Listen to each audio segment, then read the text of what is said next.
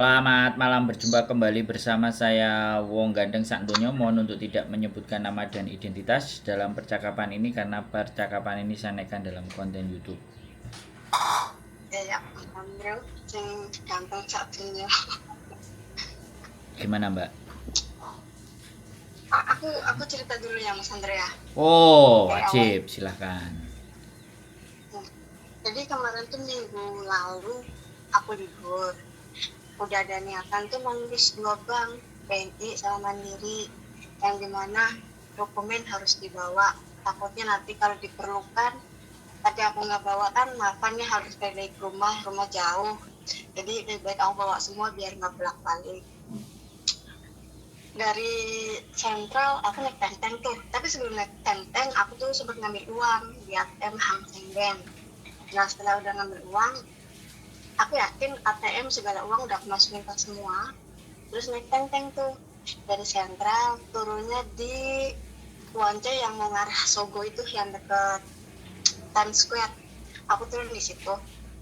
Habis turun langsung menuju arah Bank BNI, Mandiri dulu. Aku buy toy, di depan aku ada orang, di belakang nggak ada, cuma 2 orang posisi. Karena petugas ada 2, aku langsung maju juga ikutan. Udah dapat giliran, terus petugas bilang minta dokumen sama buku tabungan Mandiri. Dengan pedenya mau aku keluarin dong dari tas, taunya hilang semua yang satu dompet dokumen itu. Nah satu dompet dokumen itu tuh ada paspor, kontrak kerja, visa, cek gaji 5.000, ATM Hang Seng Bank, buku tabungan Mandiri sama buku tabungan BNI, sama uang cash $500. Pas aku udah ngantri, sadar hilang, kayak tiba-tiba kayak nge-freeze gitu loh, kayak kok bisa sih hilang, kayak nggak sadar gitu. Terus aku langsung keluar, terus aku tanya ke mbak, ada yang tahu kontak polisi di sini nggak? Mbaknya langsung nanya kenapa, dengan paspor. Ya udah mbak, coba telepon polisi. Karena aku kayak masih apa sih namanya, masih kayak antara percaya nggak percaya. Terus ada mbak, ya udah sini biar aku teleponin dulu. 99 diteleponin. Akhirnya mbaknya bilang, mbak kamu suruh ke kantor polisi sekarang ya, yang terdekat. Karena aku tahu di Wanca itu ada, akhirnya aku jalanlah ke kantor polisi. Aku ceritain kronologi dari awal sampai akhir. Akhirnya pengambatan laporan itu udah jadi.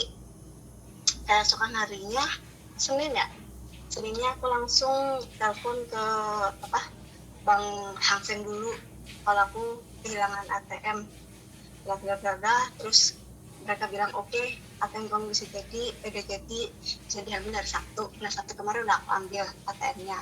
Nah, terus pas hari Rabu aku ke KJRI, karena kan tanggal berapa, 16 baru buka, 15 tutup ya. Jadi tanggal 16 aku ke situ. Pas ke KJRI aku minta pengajuan pembuatan paspor karena kehilangan paspor. Pas nyampe sana aku bilang, pak aku mau permohonan minta pembuatan paspor baru karena paspor aku hilang. Terus kayak pihak KJRI kayak seolah-olah kayak, yakin paspor kamu hilang mbak? Antara percaya dan nggak percaya, mungkin karena emang lagi marak-maraknya anak-anak sekarang pada utang bank kan, pakai data sendiri atau data orang. Terus aku bilang bener pak hilang. Aku tunjukin report polisi itu, fotokopiannya. Terus mereka bilang nyuruh aku ngambil kontrak kerja sama visa di agensi. Nah di agensi aku tuh aku ada WhatsApp, udah minta fotokopian, tapi si agensi itu cuma ngebuka doang, nggak ngebaca, dibaca doang, cuma nggak ngebales chat aku kan. Terus aku bingung dong, ini mau cari kayak gimana. Biasanya kan majikan punya 2 kan, aku 1, majikan 1 kan. Aku punya majikan aku cuma punya 1 kontrak kerja tanpa visa. Jadi aku ambillah kontrak kerjanya, ada nggak ada visa. Aku masih minta tuh ke agensi, minta fotokopian bisa buat pengajuan bikin paspor baru. Agensi belum ngerit juga sampai sekarang. Aku bilang, apa aku perlu ke kantornya ya? Ya udahlah, nanti mungkin besok atau kapan aku perlu ke sana. Cuma ya aku jadi pertanyakan Mas Andro, ini paspor aku hilang, bisa hilang, kontrak kerja hilang. Karena tahun depan aku finish kontrak, niatnya pulang selamanya, nggak mau balik ke sini. takutnya 2 bulan 3 bulan ke depan atau bahkan aku udah stay di rumah, tiba-tiba ada orang yang menyalahgunakan dokumen aku untuk ngambil uang di bank, utang di bank begitu, terus 2-3 bulan kemudian ada tagihan ke rumah, gimana tuh? Oke, Bahaya nggak? sederhana sekali jawabannya. Kalau sampean takut, kan sampean sudah ada laporan polisi. Mm-mm. Ya kalau udah laporan polisi, sodorin dong laporan polisinya. Dia ngutangnya kapan, hilangnya sampean kapan. Ya itu kalau aku masih di rumah. Cuma kalau misalnya kalau udah masih di Hong Kong, cuma kalau posisi udah di Indonesia kan ribet lagi dong Mas Andro. Ya, mau ribet mau enggak, kan laporan polisi sampean di Indonesia juga ada. Kasih tahu aja tukang tagihnya. Kalau dia maksa ya panggil Pak RT loh. Usir. Halo? Oh, misalnya tagihannya dari Hong Kong gitu loh Mas Andro. Loh. Tagihan dari Hong Kong ke Indonesia. Iya kok makanya bisa Mbak. Oke, tagihannya dari Hongkong datang ke Indonesia. Ya sampean surat keterangan polisinya kirim ke yang ngirim sampean tagihan. Berarti aku harus keep selamanya itu. Iya surat itu dong. Oh, Sampai semuanya posisi aman. Kan kejadiannya tanggal berapa? Ternyata paspor itu dipakai untuk ngutang kan di kejadian setelahnya. Terus sampean juga sudah laporan ke KJRI dan sampean dibikinin KJRI paspor baru. Itu kan sudah menyatakan bahwa kenapa sampean dibikinin paspor baru? Ya karena hilang. Apa landasannya hilang? Ya dari polisi. Kan so simple sekali toh. sebenarnya kalau kita kehilangan paspor kayak gitu bisa digunakan orang lain nggak sih? Iya Kayak bisa gitu kan? banget. Aku Bisa pakai aku banget. sama temanku. Tapi kan gini loh Kalau Mbak. anak-anak Eh, itu nggak. oi. Kita ngomongnya gantian. Sampean mau ngomong dulu, aku dengerin. Tuh 6 menit saya dengerin kasusnya sampean. Terus aku jelasin sampean udah potong-potong semuanya. Terus gimana aku mau jelasin? Ah? Sekarang mau sampean selesaikan dulu apa saya yang ngomong? Mas Andro saya Nah, sampean itu sekali lagi ya dihantui oleh ketakutan yang besar karena ada konten-konten yang suka menggadaikan paspor. Jadi otaknya sampean itu ketika kehilangan paniknya sudah setengah modar. Bisa dipahami nggak? Padahal kalau sampean kehilangannya tanggal berapa? Iya kan? Ya kehilangannya tanggal berapa? Oke?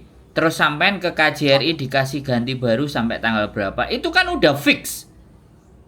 Dan ketika ada tagihan, sampean tinggal cari tagihannya ini kan bukan atas nama saya. Paspor ini memang nama saya. Coba cek yang pinjem itu atas nama siapa. Sampean bisa ngelacak, berarti duit sampean dan dokumen sampean dicuri oleh orang tersebut. Lemeng-meng. paham. Kita bisa serang balik gitu loh. Bisa dipahami. Paham. Nanti di sini nggak usah khawatir ya Mas ya. Nah, makanya simpen surat kehilangan sampean dari polisi. Satu. Terus yang kedua, tanggal kapan sampean ke KJRI, dokumentasikan pembuatan paspor sampean terus di ACC sama KJRI terus diserahkan oleh KJRI itu dokumentasikan. Bisa dipahami. Harusnya sekali lagi saya bilang, karena rentenir itu tidak terkonek dengan KJRI, maka paspor itu dianggap masih hidup. Bisa dipahami kan? Padahal sebenarnya paspor lama sampean itu sudah harus dibatalkan. Dan itu dari KJRI yang bisa membatalkan. Makanya diganti baru. Nah, surat pembatalan itu sampean boleh minta apabila nanti disalahgunakan. Jadi paspor sampean nomor sekian itu sudah dibatalkan oleh pihak KJRI. Jadi siapapun yang menggunakan paspor lama itu dengan kepentingan yang tidak bertanggung jawab, maka saya tidak ada urusan gitu loh maksudnya. Maksudnya kita tidak bertanggung jawab karena itu sudah dibatalkan oleh pihak KJRI. Bisa dipahami nggak? Ya, paham. Paham. Gitu loh. Jadi sampean kalau paspor yang baru aku Kenapa? Mas Hendro aku. Jadi kalau misalnya paspor aku udah jadi yang baru, harus minta surat pembatalan paspor yang Bukan lama. harus. Sampaikan keberatan sampean kepada KJRI.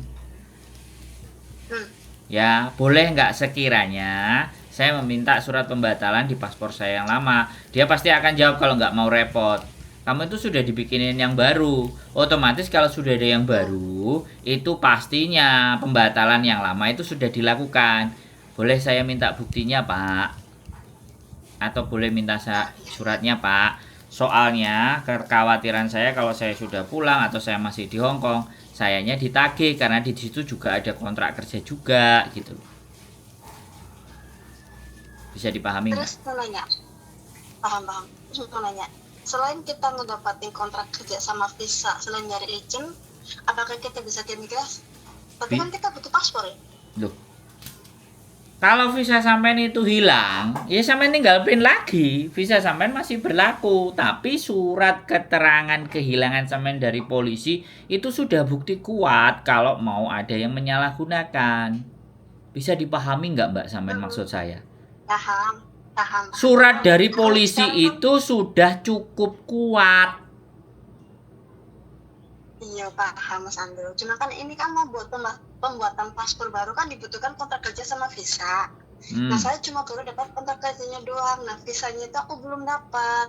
Aku udah WA agensi cuma ngebuka tuh chat aku, nggak ngebalas. Oke, kamu kesini lah ke agensi. Oke, nanti besok kamu kesini. Itu nggak ada, cuma dia ngebuka WhatsApp aku doang. Oke.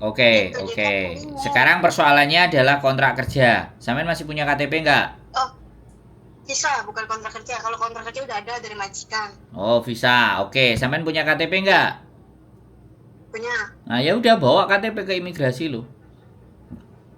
Minta kontrak kerja minta visa yang baru diprintkan. Di lantai berapa Mas Andro? 3. Kalau visa 3 kemungkinan. Fuyan. Visanya dia hilang, dia nggak punya kopi. Minta ke imigrasi lantai berapa? Nah, bujuku nggak krungu. Yang tukang ngurusi itu. Makanya kalau punya data semuanya itu ada yang di scan, ada yang taruh di HP dan di copy banyak. Biar kalau hilang kayak gini, ini banyak case yang kayak gini. Saya aja nyimpennya 3 tempat, Mbak visa.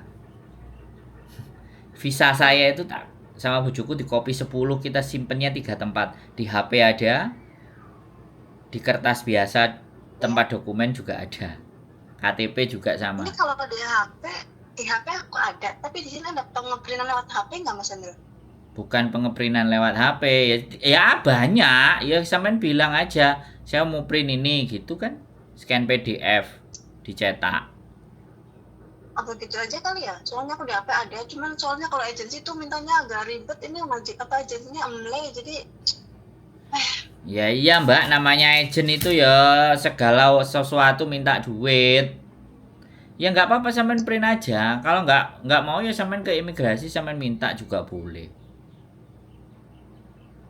Datang aja ke lantai 3, tanya aja, aku visanya hilang, ini surat dari kepolisian, aku mau minta lagi print-printan yang baru, aku kemana, ke loket nomor berapa, nanya gitu kan ya beres toh. Kenapa nggak dari tadi?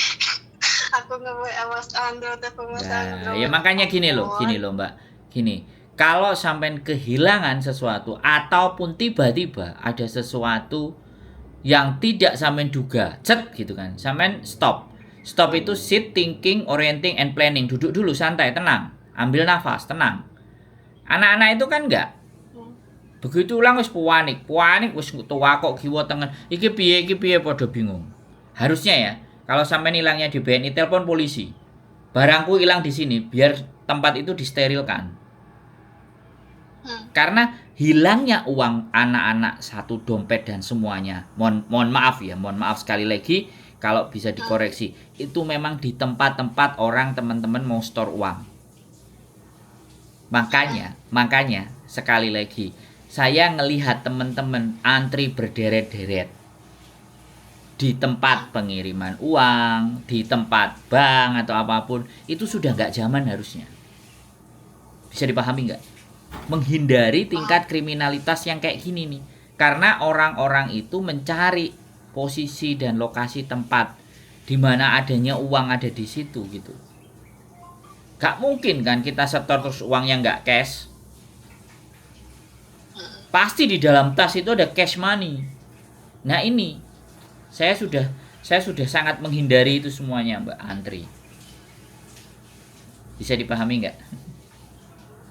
Ya, ini sekalian saya kontenin ya, sekalian saya sampaikan kepada teman-teman ya. Kalau kita masih menggunakan sistem yang antri itu jadul banget.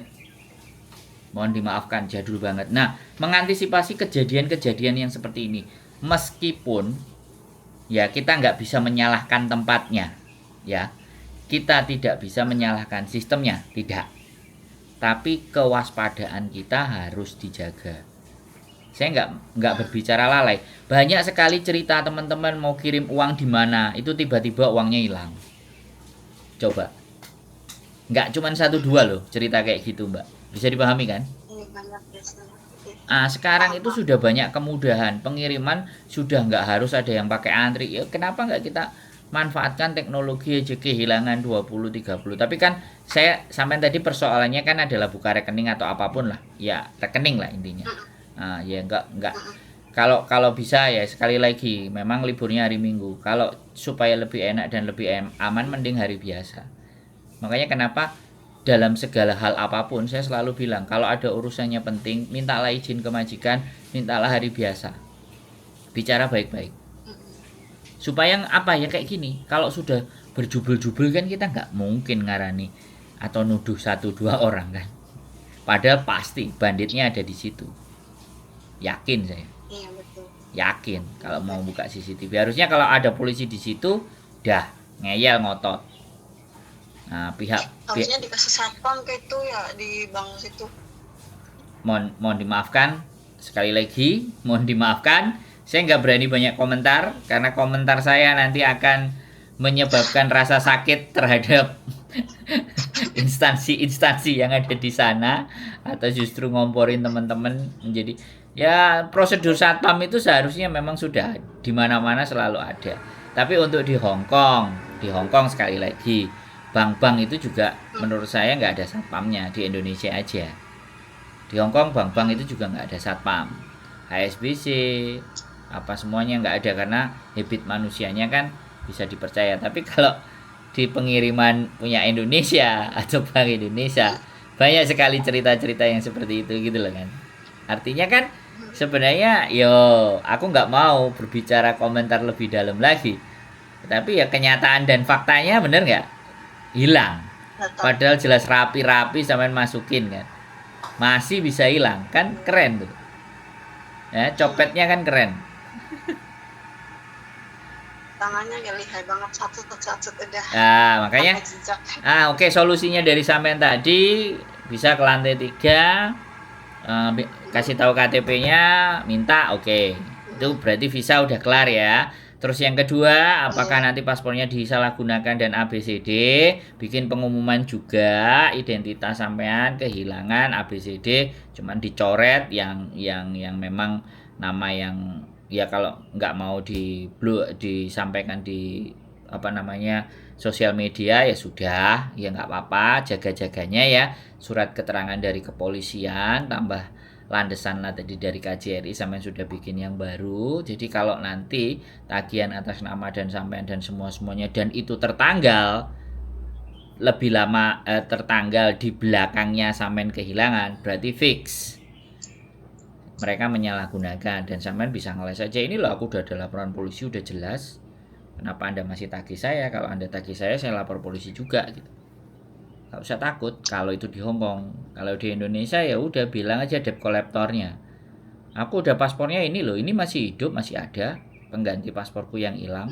Berarti yang kalian tagih itu yang hilang, yang sudah nggak berlaku. Ya kalian aja pihak banknya mau dibodohin sama orang yang ngambil barang dompet dari saya. Udah beranikan aja kayak gitu.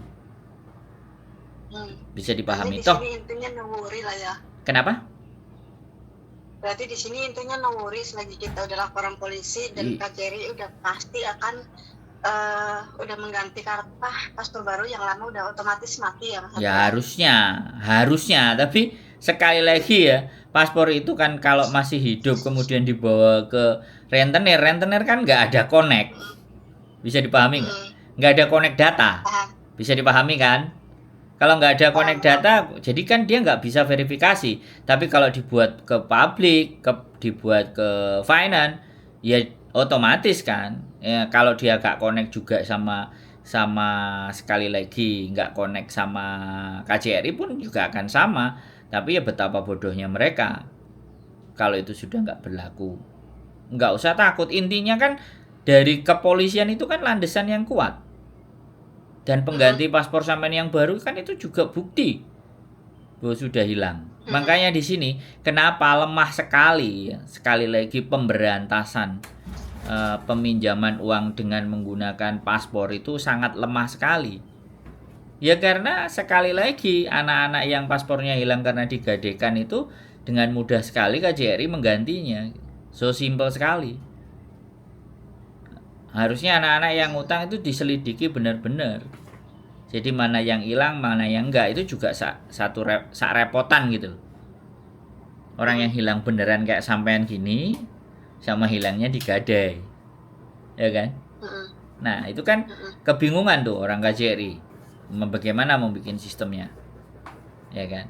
Harusnya udahlah kalau digadein itu langsung SPLP biar pulang. Kontraknya semua kelar beres semuanya.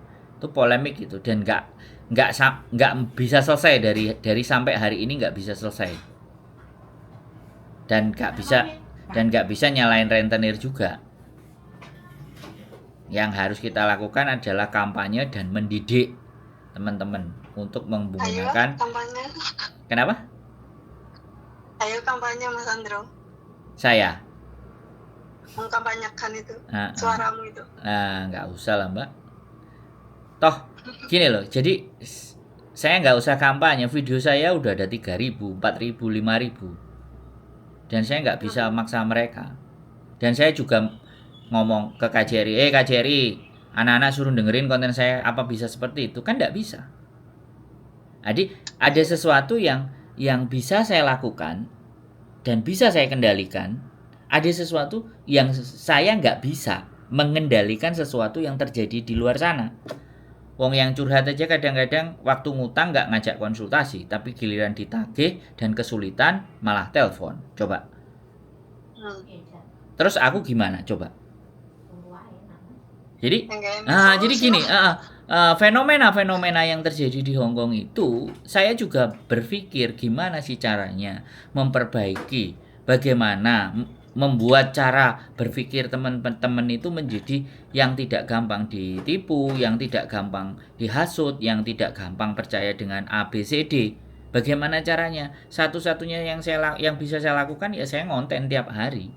Saya keluarin konten saya tiap hari. Mau dia konsumsi atau tidak itu kan kembali ke dirinya. Jadi seperti itu Mbak. Nah, sekali lagi dukungan kita, bahkan sekali lagi saya omong aja, yang nonton konten saya aja pernah nggak nge-share 1, 2, 3? Nggak. Sesuatu yang mengandung pendidikan, sesuatu yang mengandung hal yang baik itu tidak seksi untuk di-share. Tapi kalau urusan ribut, urusan pelakor, jambak-jambakan, dibohongin, bunuh diri, diviralin.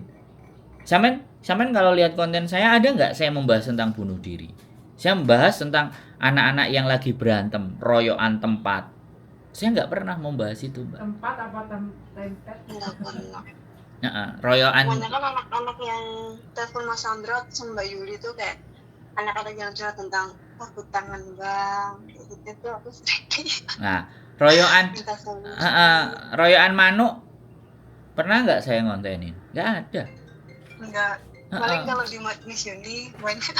Nah ya aku nggak mau ngomong, sekali lagi aku nggak mau ngomong ya kan. Jadi artinya orang yang datang ke saya dan datang yang ke tempat-tempat lain itu kan bisa dibedakan klasternya.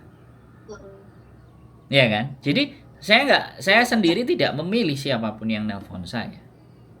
Tapi ketika sesuatu yang dianggap nggak perlu, ya terus lapor sama saya, ya dia akan ngerasa nggak pantas aku cerita sih sama si Sandro gitu. Nah, nanti di dalam Ya kalau kayak sampean kayak gini kan sesuatu pengetahuan.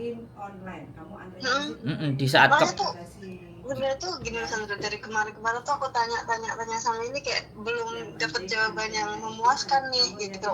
Ada yang bilang ya hati-hati loh pas ini nanti buat utang bang, hati-hati nanti 2-3 bulan ke depan atau 1 tahun ke depan pernah gini kayak mereka tuh nakutin gitu kan. Cuman di sisi lain ada yang bilang nggak usah khawatir, selagi bukan kamu yang utang, selagi nggak ada wajah kamu yang terekam di kamera, kalau kamu yang ambil uang kamu nggak usah khawatir. Begitu. Tapi masih bimbang kan? Ya masih bimbang, masih ragu karena kan belum dapat jawaban yang pasti gitu loh. Kalau sekarang udah? Kalau sama Sandro kayak gini udah.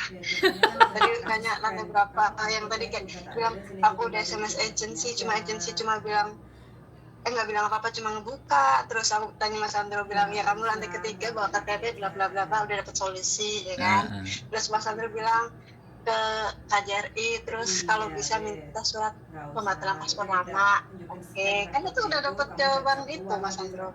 Mas Sandro bilang selagi kamu punya fotokopian report paspor itu udah bukti kuat. Ya udah oke, bakal aku keep.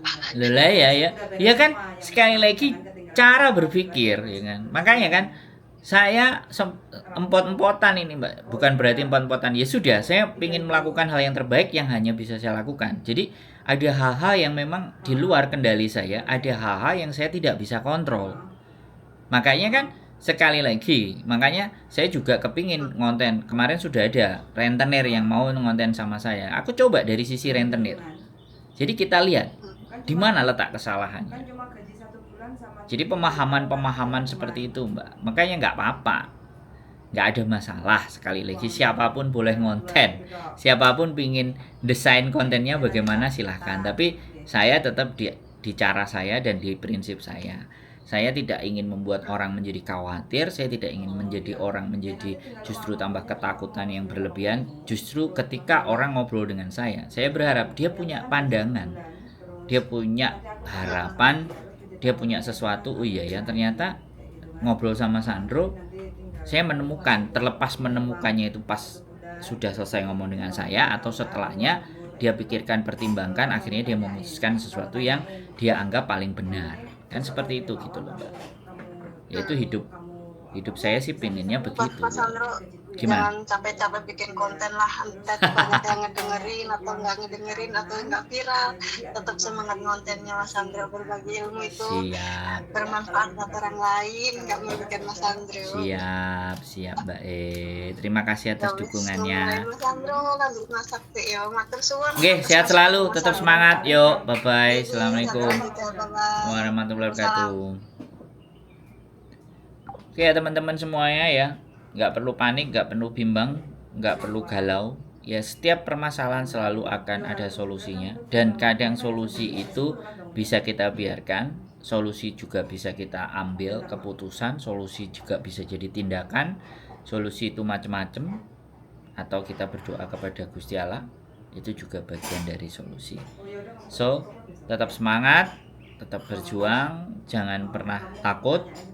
Cari informasi yang akurat, yang benar, yang sesuai menurut pandangan kalian. Keep stay tune my YouTube channel and see you next video. Bye bye.